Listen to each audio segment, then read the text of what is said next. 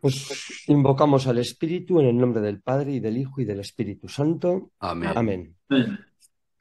Aquí nos tiene, Señor Espíritu Santo. Sé nuestro único inspirador y el autor de nuestras obras. Que la ignorancia no nos desgarre. Únenos a ti para que seamos una sola cosa y que nada nos desvíe de la verdad. Estamos reunidos en tu nombre porque queremos construir una auténtica comunidad llena de paz, de libertad, en búsqueda de la verdad. No podemos en esta tarde dejar de unir nuestra oración, pues pidiendo por la salud del Papa Francisco, para que en este momento pues de dificultad seria, aunque las noticias hoy eran un poquito más esperanzadoras, pues se ponga en manos del Señor, para que siempre y en todo momento se cumpla su voluntad. Gloria al Padre y al Hijo y al Espíritu Santo, Como como era en era el en el principio, principio, ahora y ahora y siempre, siempre. por los siglos de los siglos. Amén.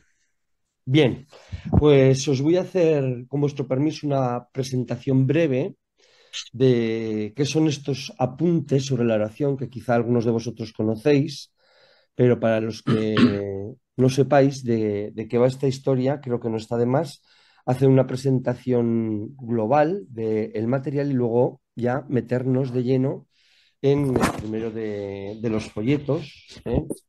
Apuntes sobre la oración que lleva por título Orar hoy, un desafío a superar.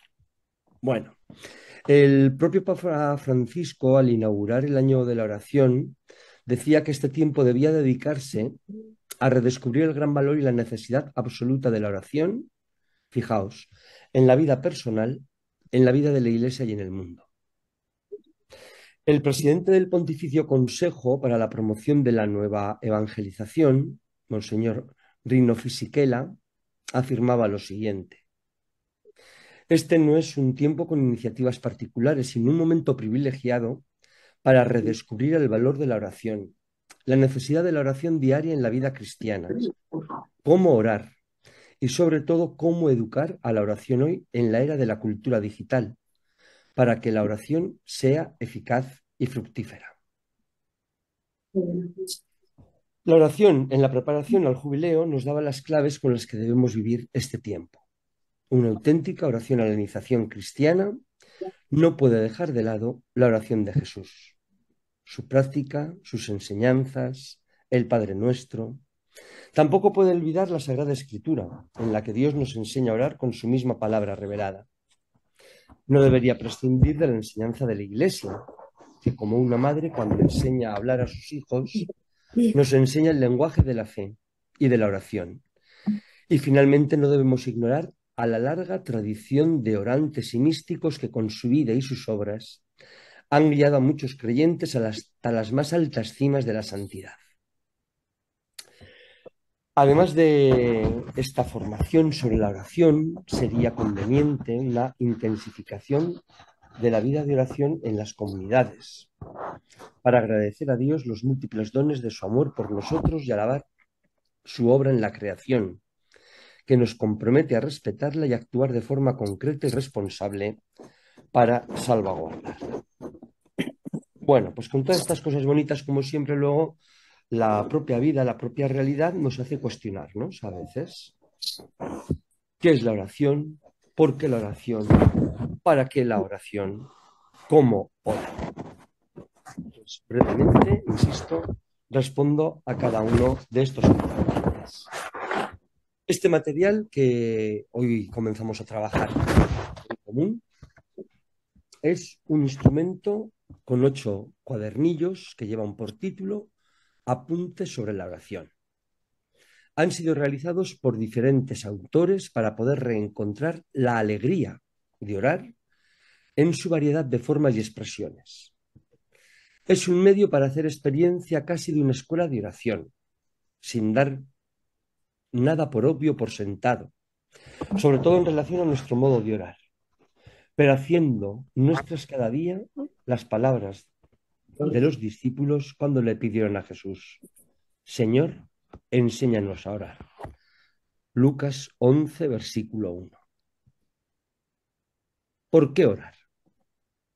porque la oración, fijaros qué expresión tan bonita, es el respiro de la fe, su expresión más profunda. Es como un grito silencioso que sale del corazón de quien cree y se confía a Dios. Y por eso en nuestro tiempo se revela cada vez con más fuerza la necesidad de una verdadera espiritualidad, capaz de responder a esos grandes interrogantes que cada día se presentan en nuestra vida, provocados por un escenario mundial ciertamente no sereno. Necesitamos que nuestra oración se eleve con mayor insistencia al Padre para que escuche la voz de cuantos se dirigen a Él con la confianza de ser atendidos. De este párrafo destaco dos cosas que me parecen fundamentales e importantes. La necesidad de una verdadera espiritualidad. Espiritualidad no es otra cosa que la vida según el espíritu. Y el espíritu es rico en carismas y en dones. Por lo tanto, no estamos hablando de uniformidad, sino de diversidad en el cómo, en la vivencia de la espiritualidad y por lo tanto de la oración. Pero aquí, como en tantas otras cosas, pues también podríamos afirmar, por supuesto, que no todo vale. Este material que se redactó y se escribió hace un tiempo habla de un escenario mundial cada vez más incierto. Pues echemos la mirada simplemente hace un año y fijaos cómo está el panorama mundial y cómo ha cambiado y podríamos afirmar también que a peor. Bueno, ¿para qué orar? Esta es la primera pregunta que normalmente surge cuando llega un material o una propuesta de cualquier tipo. ¿Y esto para qué? Pues en este caso este material se elaboró para preparar el jubileo que estamos viviendo ya desde el 24 de diciembre, para preparar el jubileo ordinario del 2025. ¿Y cómo prepararse para este jubileo? Pues pretendiendo acompañar las iniciativas de la pastoral cotidiana. Todo nos remite al fundamento sobre el cual deben elaborarse y encontrar consistencia los planes pastorales de las diócesis, de los movimientos, de las asociaciones, de los grupos, de las parroquias. Estamos orando, estamos siendo invitados a hacernos más humildes y a dejar espacio a la oración, insisto, que es dejar que el Espíritu Santo actúe en nosotros. La oración en el Espíritu Santo es aquella que de verdad nos une a Jesús y nos permite adherirnos a la voluntad del Padre. El Espíritu es el maestro interior que indica el camino a recorrer. Gracias a él, la oración de uno solo se puede convertir en oración de la Iglesia entera y viceversa. Nada como la oración según el Espíritu Santo hace que los cristianos se sientan unidos como una sola familia de hijos e hijas de Dios. Y vamos a concluir esta presentación de los materiales de apuntes sobre la oración para leeros los enunciados de cada uno de estos folletitos o documentos o pequeños libros que constituyen este material que se aporta para prepararse para el jubileo. El primero, el que vamos a presentar y a estudiar hoy, orar hoy, un desafío a superar. El segundo, orar con los salmos. El tercero, la oración de Jesús. El cuarto, el viaje en Dios, santos y pecadores en oración. El quinto, las parábolas de la oración. El sexto, la iglesia en oración. El séptimo, la oración de María y de los santos. Y el último, y no por ello menos importante, la oración que Jesús nos enseñó, el Padre Nuestro. Recuerdo que cada uno de estos volúmenes está redactado por un autor diferente y que incluso hay alguno, como el sexto, la Iglesia en oración, que se ha trabajado y redactado a modo coral, es decir, lo han elaborado unos monjes cartujos. Y que el séptimo, la oración de María y de los santos, ha sido elaborado por una religiosa. Muy bien. Pues dicho lo cual, orar hoy un desafío a superar. Ya para que nos preparemos un poquito cada uno desde allí donde nos encontramos en esta tarde, yo os invito a que vayáis pensando una idea de todo lo que voy a decir a partir de ahora. Cada uno una sola idea, la más importante, la que más se te ha quedado dentro, la que te ha llegado más al corazón o la que te abre más interrogantes. Una idea de todo lo que vais a escuchar a partir de ahora, eso sí, justificando la elección de esa idea, es decir, dando razones de por qué se ha escogido esa cuestión en concreto. ¿Mm? Comenzamos con el capítulo primero, que lleva por título tres referencias autorizadas sobre la necesidad de la oración. Y es curioso constatar cómo estos autores pues hablan de santos de raigambre, de tradición, santos universales que conoce todo el mundo, pero también habla de autores, de santos que dice el Papa Francisco de la puerta de al lado, ¿m? De gente perteneciente al mundo de la cultura, del periodismo, bueno, pues que ellos también, de alguna manera, nos han enseñado a orar. Y comienza nombrando a una santa conocida por todos, querida, apreciada, que es Santa Teresita del Niño Jesús o Santa Teresa de Lisieux. Sabéis que vivió poquitos años, 24, entre 1873 y 1897, en la Francia de finales, por lo tanto, del siglo XIX, en un siglo de grandes convulsiones, en pleno auge de una revolución industrial incipiente. ¿Mm? Y esta jovencita llegó a afirmar, los verdaderos apóstoles son los santos, y ante todo son apóstoles porque rezan. Sigue nombrando a otro de estos menos conocidos, David María Turoldo, un hombre que vivió en el siglo XX, de 1916 a 1922, que perteneció a la Orden de los Siervos de María, que luchó con fuerza contra el fascismo italiano. Y fijaos qué cosas tan maravillosas llegó a afirmar. El hombre no puede realizarse sin el silencio de la oración. Revolución consiste en introducir un espíritu nuevo en las formas de siempre. Lo que más nos falta es la apertura hacia el infinito de Dios. Es la característica de la civilización del fracaso. Ya no se guarda silencio hoy, no se contempla. Vivimos la civilización del estruendo. Y esto lo afirma un hombre, diríamos, comprometido, incluso políticamente, y que redactó el primer libro reconocido de la historia de Monseñor Romero. Otra santa conocida, querida, otra Teresa, próxima también a nosotros, en nuestros corazones, es la Madre Teresa de Calcuta.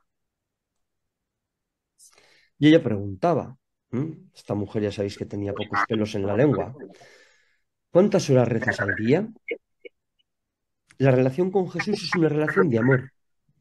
Y en el amor uno no puede limitarse al deber. Repito, en el amor uno no puede limitarse al deber.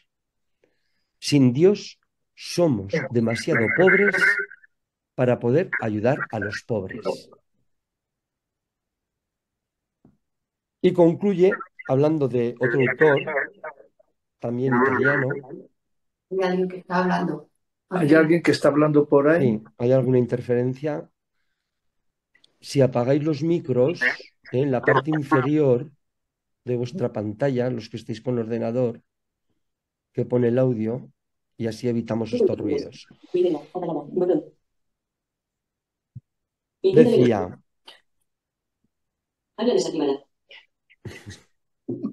a ver si omitimos Ya. los ruidos, yo creo que ya está. Bien.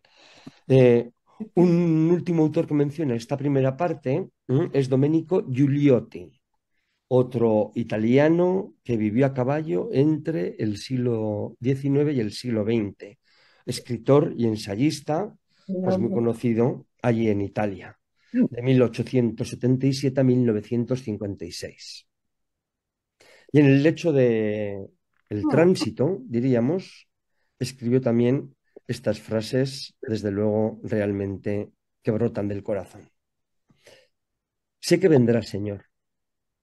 No puedo partir con la alegría de esta cama ensangrentada, ahora que en proporción con mi capacidad de entender, es decir, de amar, me has abierto y desvelado tu adorable misterio.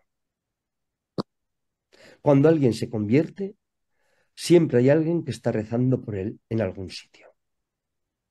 Repito, cuando alguien se convierte, siempre hay alguien que está rezando por él en algún sitio. Bien, concluimos este primer capítulo, referencias autorizadas sobre la necesidad de la oración, creo que de sobra justificada, y pasaríamos al segundo capítulo que lleva por título ese versículo primero del capítulo 11 del Evangelio de San Lucas. Señor, enséñanos a orar. Y aquí el autor hace, diríamos, una mezcla de textos de la Sagrada Escritura, de personajes del Antiguo y del Nuevo Testamento y también pues de algún papa pues, de los últimos, de los últimos. Simplemente voy a mencionar a los personajes y luego citaré algunos de los versículos que vienen aquí. Comienza con nuestro padre en la fe. Qué curioso, Abraham. Y por lo tanto nos remite al primero de los libros de la Biblia, al Génesis. En esa teofanía de Mambré, un clima lleno de misterio y de luz, donde el autor afirma que cada encuentro con Dios es así. Un ambiente de misterio, porque Dios es misterio, y un ambiente de luz, porque no solamente es que sea luz, sino que viene a iluminarnos, a darnos luz a todos. En esa teofanía de Mambré, la oración es diálogo, es iniciativa de amor. Me parece muy sugerente lo que os voy a decir ahora. La oración es atrevimiento. Es la puerta que nos introduce en el corazón de Dios y en el mismísimo misterio de sus decisiones. Damos un salto cronológico de gigante y nos vamos a este papa que tanto se le quiso y se le quiere y que su pontificado duró solo un mes, Juan Pablo I. Juan Pablo I afirmó con exclamación: perdemos muchas batallas porque rezamos poco. Pues ojalá que nos aplicásemos el cuento todo el mundo, porque desde luego al mundo pues le pintaría otra cara. Vuelve con otro de estos personajes grandes de la historia de la salvación en otro libro del Pentateuco, en el Éxodo, y habla de Moisés. De Moisés dice el autor de este texto que su ejemplo nos hace pensar que nosotros normalmente en la vida, a mí esto reconozco que me dejó mucha huella cuando lo leí por primera vez. Nosotros somos más profesores de Dios que testigos de Dios. Es verdad que podemos hablar todos, no solamente yo, los que estáis ahora callados, escuchándome. Todos podemos ser unos grandísimos profesores de Dios. No me cabe la menor duda, pero mirándome a mí mismo, ¿qué testigo de Dios soy en este momento de mi vida, ¿no? Y nos abre otro interrogante. ¿La oración en verdad está en el centro de nuestra vida? Porque si la oración hubiera estado en el centro de la vida de Moisés, Marruecos hubiera sido el caudillo, el pastor, el guía del rebaño, del pueblo de Israel. Para el autor de este folleto, Orar hoy, un desafío a superar, dice que el hecho de que Jesús oraba es el principal argumento para la oración.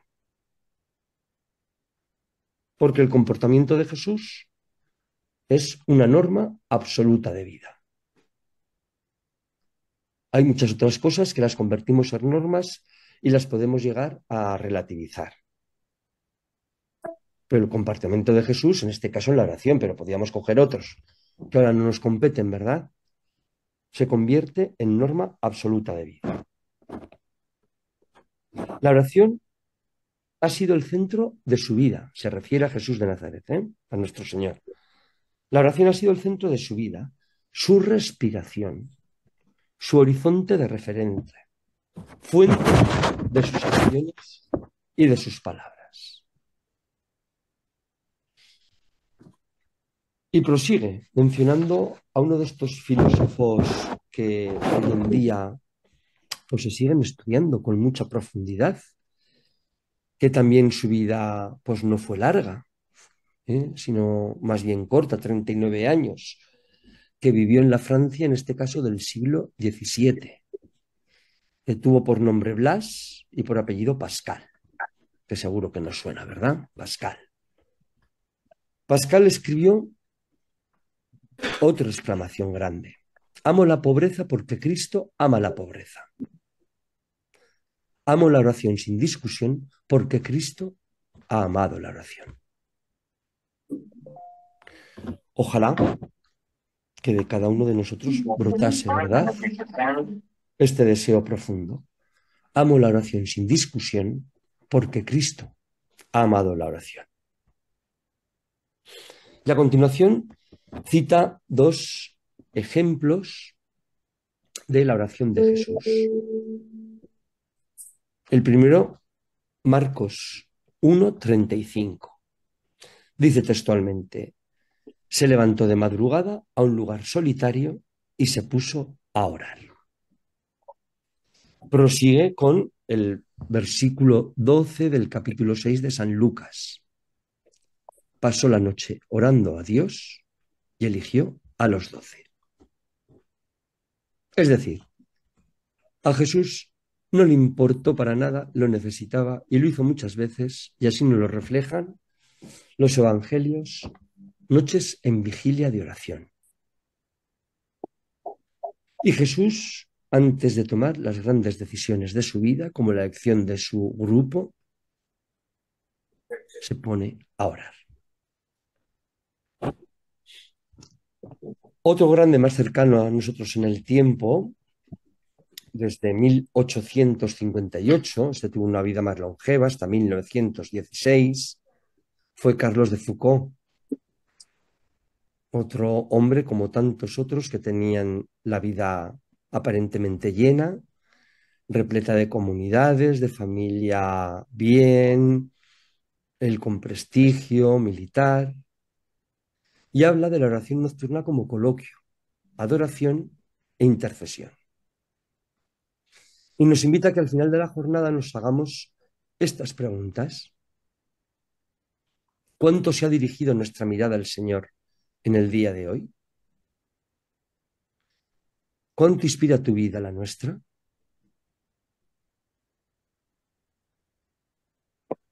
Y prosigue haciendo una reflexión. Por eso también he dejado ahora un breve hueco de silencio. Muchas de nuestras decisiones, muchas de las decisiones nuestras, no nacen de la oración, nacen del estudio o de la inteligencia, quizá de la investigación, parten de la sociología, a veces por intuiciones o por astucia. Y prosigo otra vez con un elenco amplio de citas del Nuevo Testamento. Mateo 14, 13, 22, 23. Después de la muerte de Juan el Bautista, se marcha en barca a solas al desierto. Se despide de la gente después de la multiplicación de los panes y se sube al monte a solas a orar. El monte a solas y a orar.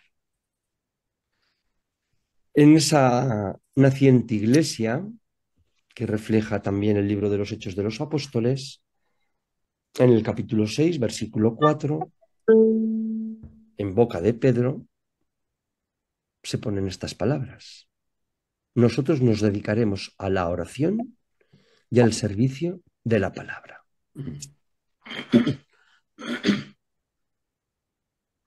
El capítulo 22 de San Lucas, el versículo 39, nos invita a orar para no caer en la tentación. Y el versículo 46 del siguiente capítulo, del 23 del propio Lucas, habla de las últimas palabras de Jesús en la cruz. Padre, a tus manos encomiendo mi espíritu. Y concluye el autor esta primera parte del capítulo 2, que es el más largo, diciendo que el camino de la conversión, el camino de la fe y el camino de la oración son caminos al mismo tiempo, son caminos intercambiables. Y termina apelando a esa conocida como oración sacerdotal, que es el capítulo 17 del Evangelio de San Juan, donde Jesús ora al Padre por todos, y añade el autor, ora por todos y de todos los tiempos. Es decir, ese llamamiento a la unidad.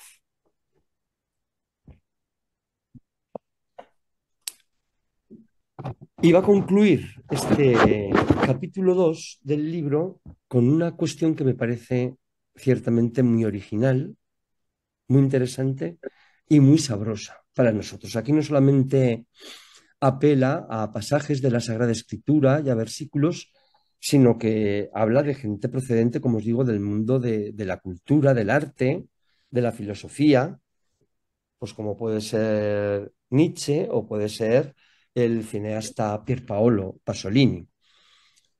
¿Qué es lo que hace este autor? Mirad, ejemplifica para ayudarnos a orar dos pasos del hombre y dos pasos de Dios. Dos pasos del hombre hacia la oración y dos pasos de Dios hacia el hombre. Como elementos, diríamos, indispensables o genuinos, como los queráis llamar, para entrar en ese estado de oración. Comento el primero. Dice, primer paso del hombre hacia la oración, la pequeñez.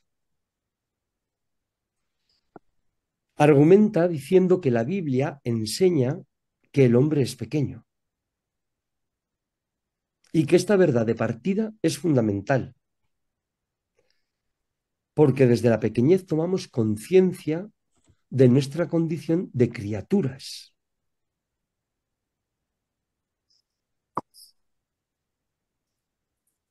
¿Qué es lo que ocurre? Que el riesgo fatal del hombre es confundirse con el destinatario de esa adoración. ¿Sí? Salmo 8. ¿Qué es el hombre para que te acuerdes de él? Salmo 37. Al honrado lo sostiene el Señor. Una certeza. El hombre es pequeño y Dios lo completa. Y una afirmación rotunda. El hombre no puede jugar a ser gigante.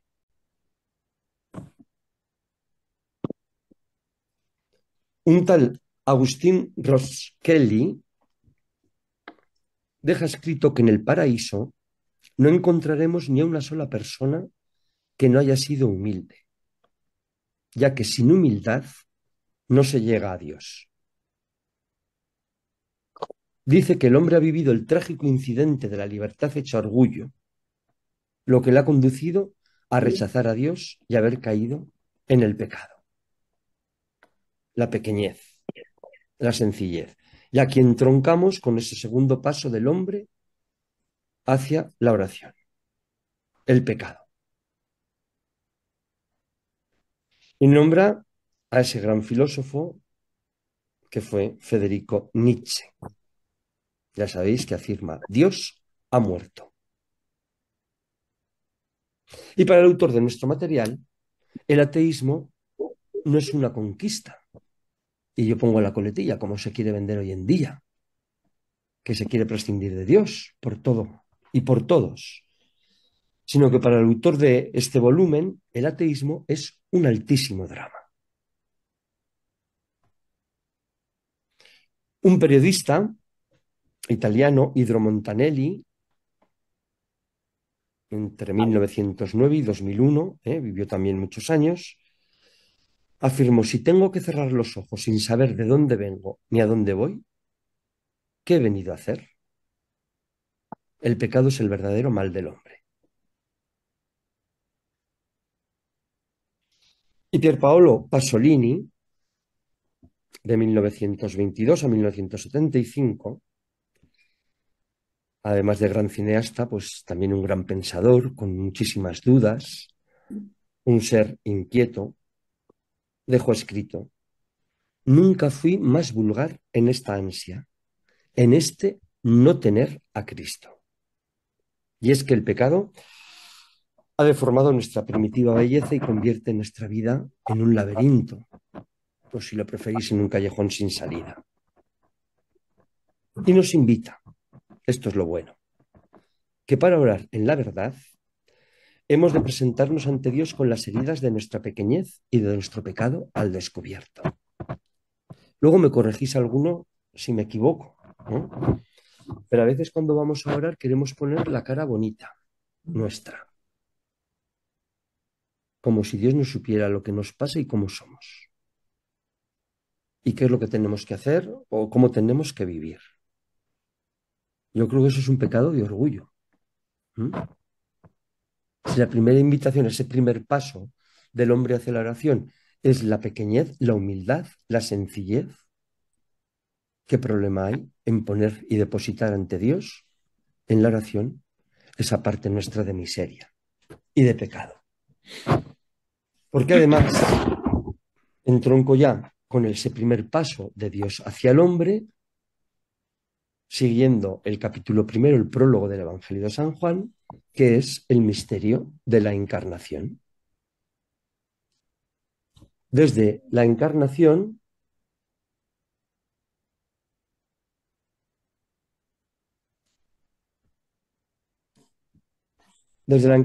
todo cambia, todo se ilumina, el pecado ya no tiene que darnos miedo. Este filósofo del siglo XVII, Pascal, en su oración decía: oh Dios, revélame mis pecados. Ojo, cuidado, ¿eh? Oh Dios, revélame mis pecados. El orgullo, hermanos, ciega la verdad. La oración cristiana es el asombro siempre nuevo de quien ha sabido que Dios ha desgarrado el cielo de verdad y se ha hecho cercano a cada uno de nosotros. Esa experiencia de alegre asombro es el alma de toda auténtica oración cristiana. Jesús es el amor hecho buena noticia. Dios no solo nos perdona, sino que al abrazarnos nos regala la posibilidad de amar como Él. No nos quedemos con esa primera parte. Dios no solo no nos perdona, Dios no solo nos perdona, sino que al abrazarnos nos regala la posibilidad de amar como Él. ¡Qué maravilla! Y el segundo paso de Dios hacia el hombre vuelve a mencionar el capítulo 17 del Evangelio de San Juan, es el amor. Y dice nuestro autor: Qué pena verlo aquí. el corazón mismo de la oración. Ya apagan eso. El corazón mismo de la oración. Amar Sí. como ama Dios. Y se queda con el capítulo 15 del Evangelio de San Lucas con 3 parábolas. Y en las parábolas con 3 imágenes o personajes: el pastor, la mujer y el Padre misericordioso. Porque detrás de la imagen del pastor se encuentra el rostro y el corazón de Dios. Detrás de esa imagen de la mujer que vive un mal momento al perder una moneda de gran valor, Dios tiene sus alegrías y Jesús las muestra y nos las muestra a los hombres. Y el Padre misericordioso, tan conocido de todos, pero al mismo tiempo quizá tan complicado. El Padre se ve obligado a dejar que el Hijo se vaya, porque este Padre ama realmente. No puede obligar al Hijo a que lo ame, porque el amor no puede ser ordenado. El Hijo tiene apenas un indicio de arrepentimiento, pero el Padre corre a abrazarlo y cubrirlo de besos.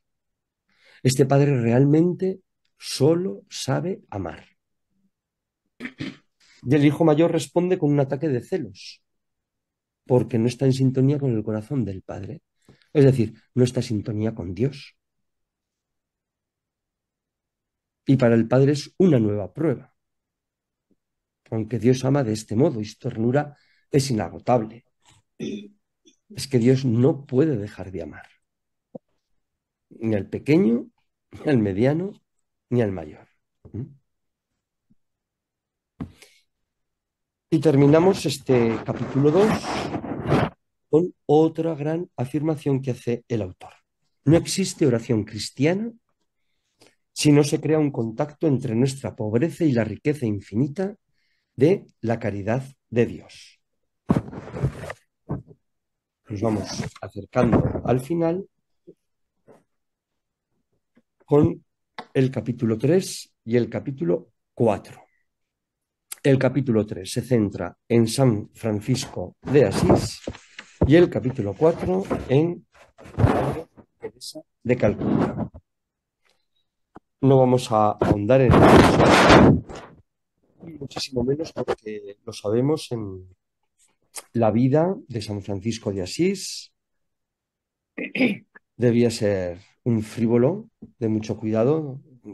Si hubiese vivido hoy, diríamos que estaría en el mundo de la farándula, o como ese hijo pequeño, viviendo la vida alegre y divertida, pero incluso en esa etapa de frivolidad se mostró generoso. Contó con muchos amigos. Se le llegó a llamar el rey de las fiestas. Y aquí que con 23 años, en esa iglesia de San Damián, se encuentra con Cristo crucificado en el año 1205, en plena Edad Media. En ese encuentro con Cristo crucificado, se percata que ni el dinero que lo tenía, ni la diversión que la vivía en exceso, ni el éxito, porque tenía todo lo que le podía favorecer para ello, ni el poder, ni la mundanidad le hacían feliz. ¿Qué es lo que le faltaba a San Francisco? Pues el clic del entusiasmo y la implicación del corazón cuando iba a orar. Y en ese encuentro con el Cristo de San Damián descubre a los tres compañeros de viaje o de equipaje, su insuficiencia, la pobreza radical y su fragilidad.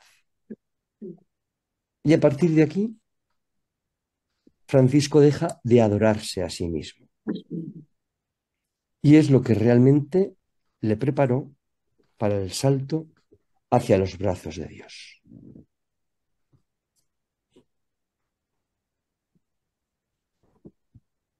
¿Qué reflexión hace nuestro autor con este testimonio reflejo, diríamos, de la conversión de San Francisco? Algo realmente también muy bonito y muy interesante y que da mucho que pensar. Dice, si el yo está en el centro, Dios siempre se quedará en la periferia. Y cuando Dios está en la periferia, es imposible la fraternidad.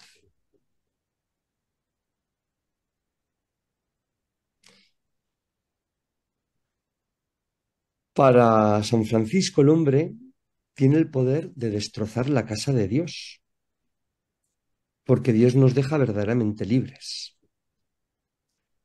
Y yo creo que es verdad que la libertad a veces nos da miedo. Y hay gente que no sabe, no quiere, no puede vivir libre. La libertad te salta y te deja desnudo, te lanza a la intemperie.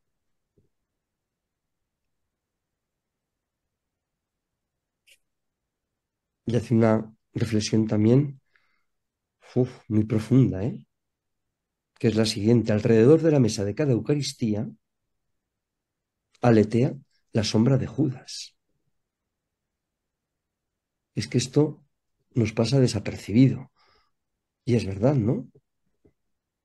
La traición se realiza en el contexto de un banquete. Pero afirma que de las manos de Dios solo puede salir el bien. ¿Mm? ¿La vida es una respuesta? Claro que sí. Pero tan cierto como esto es que es imprescindible oír la pregunta, la llamada por nuestro nombre. Y esto muchas veces, amigos, ni flowers in the garden, ¿no? No nos damos cuenta. Dios nos llama por nuestro nombre. Dios posee su única fuerza, que es la fuerza del amor, para convencernos. Y tener cada uno de vosotros la imagen del crucificado. Y en el crucificado redescubrir ese grito de amor que atraviesa los siglos y que cada uno de nosotros estamos llamados a percibirlo personalmente. Francisco de Asís sufrirá muchísimo al ver que el amor no es amado. Porque el sumo amor conlleva la libertad de la pobreza. Dios, repite, es el sumo bien. Y si no se percibe así, el corazón se llena de otros modos.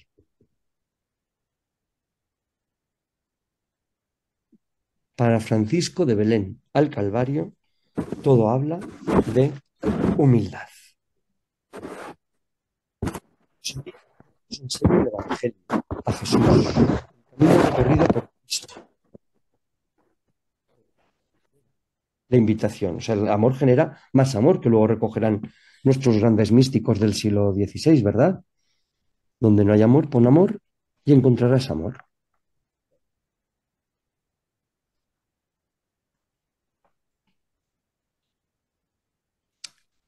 Somos convocados a entrar en la escuela de oración.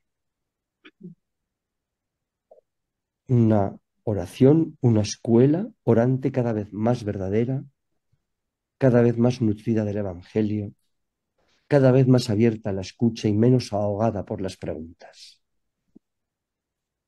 La oración da ese sabor diferente a la vida. Un periodista y escritor convertido al catolicismo le preguntó un día a la Madre Teresa de Calcuta, y vamos con el final ya de nuestro material, nuestro documento 1 de apuntes sobre la oración. Le dijo: madre, entiendo que estaría en Calcuta, en la casa general, en la calle o en un sitio similar. Madre, aquí hay todo lo que basta para tener el infierno en la tierra. Hay miseria, hay gente desnutrida, hay esqueletos solo cubiertos por la piel. Aquí está la muerte. Sin embargo, aquí todos sonríen. No hay desesperación, sino alegría de vivir. Madre, ¿y esto por qué?, le preguntó.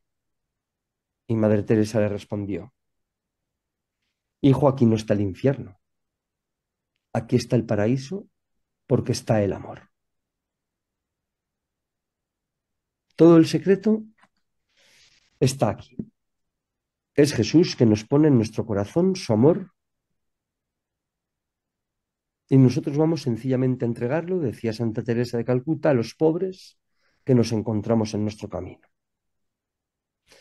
Como os he dicho al principio de este resumen, esta charla sobre el documento Hoy un desafío a superar, sabemos que Madre Teresa no tenía pelos en la lengua.